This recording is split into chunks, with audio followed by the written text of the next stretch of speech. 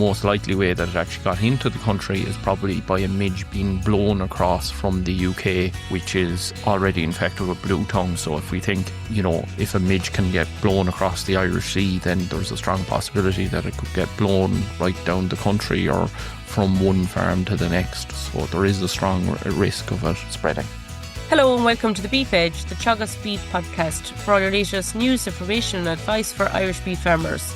I'm Catherine Egan and this is a special joint podcast on Bluetongue with Stuart Childs from the Dairy Edge and Ciaran Lynch from Ovicast, and we're joined by vet John Donlon to get an insight on Bluetongue. For farmers that may only have heard the term Bluetongue, what exactly is it and why is it such an issue now? So Bluetongue is a virus. It's spread by biting midges, and I suppose it's very important to us here in Ireland because it's actually regulated by the EU animal health laws. So I suppose when it gets into the country, there are kind of rules around animal movements and we'll say control of the disease. So it is very important to us. And which type of animals, John, are most likely to be affected, or how does it typically present in cattle or sheep? Yeah, so I suppose cattle, sheep are the most associated with the disease. So they're the ones typically with Bluetongue that gets the hardest hit with the virus. But cattle also can be quite affected. Deer, alpacas, llamas, a lot of the cloven foot kind of animals are all affected by it as well. So it affects quite a broad category, but we would typically associate it most with sheep and cattle. So John, then I suppose how real is the risk? It's quite a real risk. I suppose we have experience. So because it's we say vector-borne diseases, meaning it's a disease that's spread by a kind of a middle insect, basically. So the insect here being midges, and I'm sure some farmers will have experience with a disease like Schmallenberg. So we've seen Schmallenberg spread across the country over the years that it has been in Ireland. So we can see from that a vector-borne virus can certainly spread across the country, and we're all fairly well aware of midges. So realistically, it can spread quite far and quite quickly, especially we'll say one of the ways that the most likely way that it actually got into the country is probably by a midge being blown across from the UK, which is already infected with Bluetongue. So if we think, if a midge can get blown across the Irish Sea, then there's a strong possibility that it could get blown right down the country or from one farm to the next. So there is a strong risk of it spreading. And would there be different levels of risk then, depending on what type of farm, would say, from the sheep to the beef finishers to the dairy, like?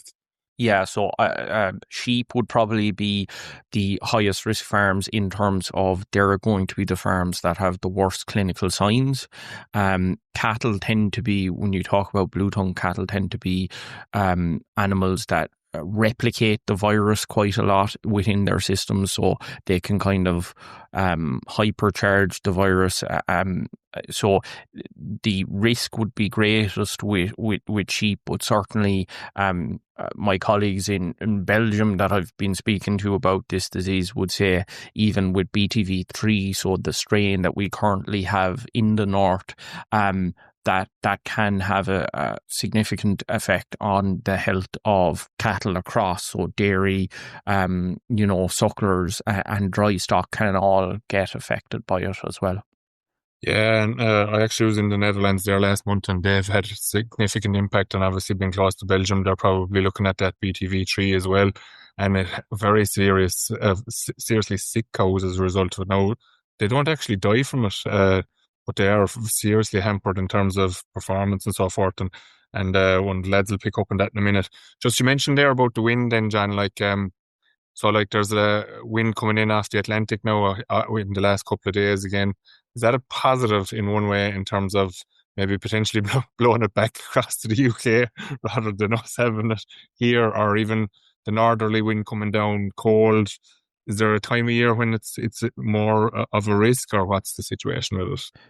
Yeah, so I think you're right. Probably blowing it, the wind coming in from the Atlantic will hold it to one side of the country, you'd hope. But yes, so time of year wise, I suppose we're all fairly familiar with midges pestering us, we'll say, in the springtime into the summertime. So realistically, this was probably a good time of year for the infection to occur, because the midge population that spreads the disease is probably getting less and less active. We'll say you talk about midges being most active between April and November, and the disease, the virus itself actually replicates within the midge. So the midge doesn't just mechanically transmit the virus replicates in the midge, and that occurs around when the temperatures, we'll say, above 12 degrees Celsius. So time of year wise, we're coming to this would be the end of the Bluetongue season typically. If we get a long period or a good strong period of cold temperatures, that'll certainly reduce the spread as well. John, just to follow from that, in terms of that time of year, the life cycle of the midge that's infected at the moment that has had that impact on the farms of the north, likelihood is that that cycle could end with them, and it's too low a temperature for midge activity, but it's also too low for that virus to replicate. Yeah, that's correct. And I suppose the hope would be that the infected midge population will die over the winter. There is, there would be a worry that the virus might overwinter in some of those midges, but if we get a particularly cold winter, then that may potentially protect us. Look, given that the midge is the vector of it, the risk of moving infected animals around, you could potentially infect a whole naive population of midges in another part of the country. I think we've seen that in the UK. Yeah, so that would be one of my big worries, really, is, we'll say, movement of animals is a potential method by which a completely naive part of the country could get infected. And we'll say, so I would be very conscious of moving animals, but I suppose the Department of Agriculture has its rules in place around if an outbreak of Bluetongue is found in the country. I believe there will probably be a 20-kilometre control zone established, and within that control zone, animal movements of susceptible animals will not be allowed. There would only be movement of animals in very exceptional circumstances, and that would all have to be we'll say, flagged with the department and authorised by them. The only exception would be animals moving directly to slaughter. I suppose, look, we're in winter time. Does housing reduce that risk, or are they just as vulnerable? It probably does reduce the risk, but it doesn't negate it completely. So, our colleagues in Belgium and the Netherlands, that's one of the things during the summer that they would have done to reduce that risk, is they would actually say, house the animals, don't have them out in pasture where they're going to be exposed to the most amount of midges. And then, in mainland Europe, their housing would be slightly different to ours, in that they would also have mechanical ventilation in some of the housing, and they'd crank that right up and get the wind speed within the shed high enough that the midges are kind of, even if they get in, they're blown straight out the other side of the shed. There's work done by members of the Pirbright Institute, if I recall correctly, that kind of midge-proofed small barns keep, we'll say, breeding rams out, or keep breeding rams safe, and they were able to show, we'll say, if they put midge-proof netting around all of the openings and put brushes on the doors and things, they were able to protect the animals and stop them from being infected. But realistically, the level of kind of containment they were doing in those houses wouldn't be feasible for us to do with, sheds that we're going to be keeping large numbers of cattle and sheep in. Our sheds are too kind of open and airy for us to be able to protect animals fully, but it would reduce the risk. John, you just mentioned there about trying to protect rams, I suppose we need to be conscious that both rams and bulls could potentially be infected and then subsequently infect their offspring. And look, the risk, I suppose, applies also to semen and embryos.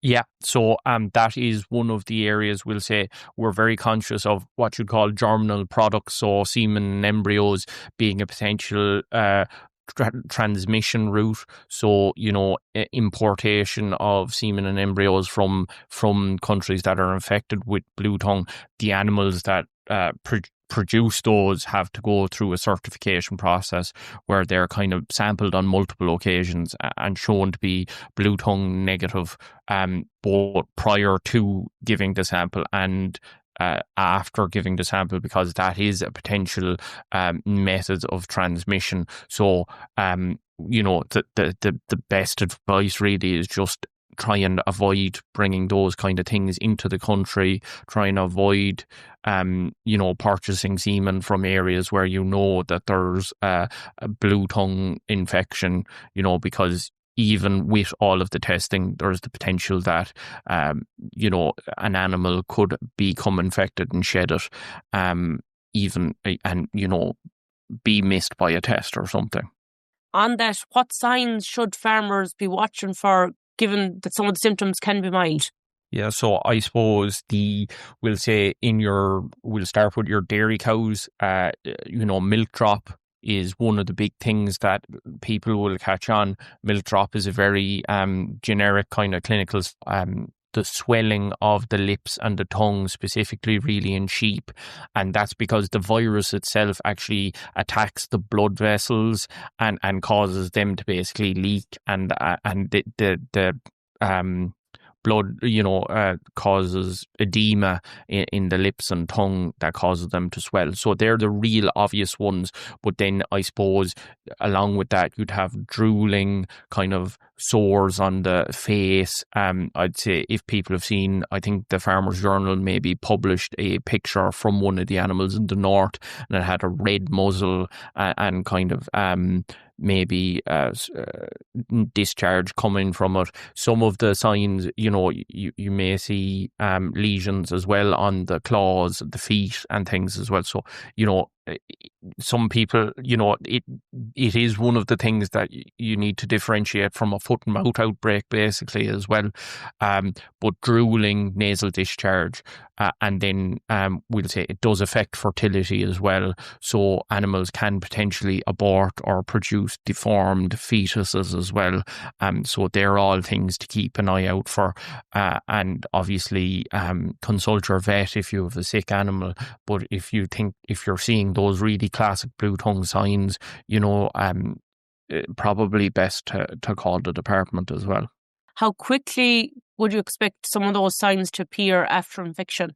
So typically, depending on where you read, they talk about an incubation period of 4 to 8 or 4 to 12 days. So that kind of week to a week and a half, maybe, time period after infection. The only issue with that is animals can be subclinically infected. So we talk about animal subclinical disease being a disease where the animal is actually infected, but it's not necessarily showing very clear clinical signs. And those animals that are subclinically infected can have the virus circulating in their bloodstream, within less than 4 days after they're infected. So a midge could take a blood, feed off of them and potentially already be infected before they're even showing clinical signs. John, I suppose even if animals don't look sick, can the Bluetongue really affect them? Like you said about fertility there, is it a big concern from an Irish context? Because again, going back to my experience from Holland there a month ago, they had impact of it, and what the impact that it's had for them is that their calving intervals have extended. That's seriously important from our perspective because they slip out of our system basically. So what other kind of are there long-term effects of this, or is it kind of individual animals, or is it the whole group of animals, or what way will it work if someone does get an outbreak? It seems to be in finishing cattle there in the north at the moment. we'll say for your finishing animals and things, if they recover from the disease, there'll still be that period of reduced growth where they're, off form and they're not eating, so they're not going to gain weight for you. So there will be a period of recovery after the initial disease where you're not getting that performance that you want, but that would be nearly more generic. We'll say something you associate with most disease, effectively, like most diseases, effectively. Yeah. More, but as you highlight, fertility would be the area for both suckler and dairy herds that would concern me, particularly because we'll say, when I visited Belgium, I met some veal farm integrators, and Belgium would have a fairly circular system in that they have enough dairy farms to fill all of their veal farms. But in Belgium, the fertility was affected enough that those veal farms were actually buying in animals from the likes of France, Germany and the Czech Republic to fill up. So they, again, would have seen quite a significant hit on fertility, which for us would be, a major issue for the way we our systems are set up, that we are very good at fertility, Yeah, and it has even been pointed out that that's been some of the causes, some of the surge in milk there on the back end of the year is because those cows have actually gone in calf, but they've gone in calf later in the dairy system, which is feeding into the price problems that we're seeing on the dairy side now. Yeah, and that would be a significant issue for us, especially I suppose because our cows are going to be we're going to be trying to get them in calf as the season when midges are really coming into their own. Yeah. So as John would say, what can the dairy farmers do from my perspective in terms of, as you said, coming into the breeding season? Ciaran will be asking from the point of view of the sheep maybe, which and Ciaran obviously will be wondering from the beef side of things, how can we prevent that impact in an Irish context? The main prevention method that's out there for this disease is vaccines. And there are currently a couple of, so BTV3, as I said previously, is the strain that is that has been detected in the north, and I suppose there are currently 3 vaccines that have emergency authorization from the European Medicines Agency for use in outbreak situations. So in the Netherlands and in Belgium and other countries that have had this issue, they have authorised so they have made them available to farmers for use. And in those countries, they have undertaken fairly intensive vaccination schedules to control disease. And I think the opinion of the vets over there would be that has worked to a certain extent. So that would be the main thing to do. But because the vaccine is under an emergency license with the EMA, it isn't currently available in Ireland. That is a decision that the Department of Agriculture, so the Minister for Agriculture, will have to make. And then once the Minister has made that decision to make them available for purchase by Irish farmers, I suppose that there will also be a question over whether that is a mandatory vaccination or whether that's voluntary. So in the UK, they have gone with a voluntary vaccination program, and which would be different to the mainland Europe counterparts, and they have maybe not seen as much uptake from their farmers. So there will be decisions that haven't been made yet that will determine a lot of that for us across all of the sectors. John, is one of the challenges with that unlike other vaccines we use for Clostridial other diseases, it's not preventative, it is only reducing the symptoms. Do you think that was part of the challenge? Yes, so that's definitely part of the challenge. It isn't, it won't give you 100% protection. And I suppose the other part of these vaccines that is still under investigation is the duration of protection. Currently, the vaccines that are licensed have no duration of protection quoted for them, and that means that we'll say for trade of animals, if you had a duration of protection and you wanted to trade animals with a country that might be Bluetongue free or something, you can give the vaccine and then certify that that animal is vaccinated, and that may allow you to trade depending on some of the rules. Currently, those vaccines for BTV3 don't have that, and so they don't really improve the situation when it comes to trade of animals. That is something that might resolve over time. Again, look, it was great that it came out in such a hurry. It was an emergency, but it is likely, John, maybe down the line, that's something they'll be able to furnish us with. And that is, they're very, I think the companies and the regulators are very conscious of that, and I think they're probably working away on it in the background. So that may be different by this time next year. John, you mentioned there the 20-kilometre movement restriction that might apply if Bluetongue was detected. How could a Bluetongue outbreak affect selling stock, through marts or exports, given that we're so reliant on exports of beef and lamb? If we have an outbreak, then the within the 20-kilometre control zone, there won't be any trading out of animals. Outside of that, marts will still be able to operate. And if you're in an area that hasn't got a confirmed, my understanding is if you're in an area that hasn't got a confirmed outbreak, then you will still be able to trade animals at the mart. The issue would be that Ireland would no longer be considered Bluetongue free, and so international trade with countries that are not Bluetongue free would be limited, and would require certification of those animals' health status. And I suppose the details of that certification will be dependent on the situation when it comes to vaccination and when it comes to the extent of the Bluetongue outbreak in Ireland. But I suppose that it may have a significant impact on our ability to trade with certain countries, but that will only really become clear as the outbreak occurs.